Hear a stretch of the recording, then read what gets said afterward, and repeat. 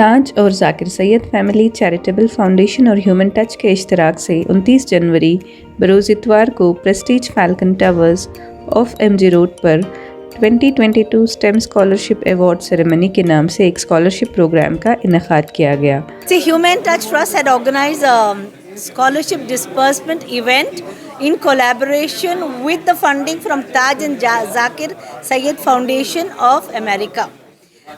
Today, Alhamdulillah, 18 students received checks of 25,000 each, and 5 students received a new laptop from Humane Touch. We have also invited 100 more students from the STEM stream of education who are in PUC and in BE, in professional colleges, as Taj Syed Foundation and Humane Touch Trust would like to provide them scholarship for the next academic year. So today we extended the Humane Touch work in scholarship domain by partnering with the Taj and Zakir Syed Charitable Foundation from the US by focusing on STEM students who are focusing on the science, tech, engineering and mathematics. We've covered 18 students in this scholarship drive with a total outlay of about 4.5 lakhs. I think the kind of education skills that you need to put in need not necessarily be available only through a traditional education system anymore.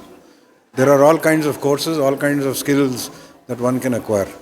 The whole idea is to be the best in not just, be amongst the crowd, but to be the best, excel in whatever field you are.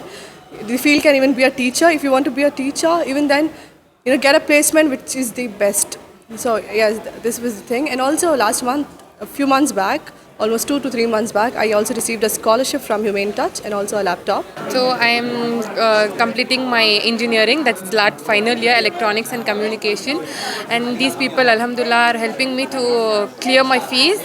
I got the Human Touch scholarship, as well as this is my second scholarship for the final year from Taj and Zakir. Alhamdulillah, I am so very thankful for Almighty first and for these people for helping me. Thank you, Jazakallah.